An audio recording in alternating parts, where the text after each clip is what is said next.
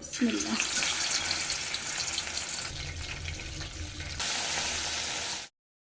নামাই নিলাম, টমেটোগুলো দিয়ে দিই। কষানো হয়ে গেছে, মাছটা দিয়ে দিই।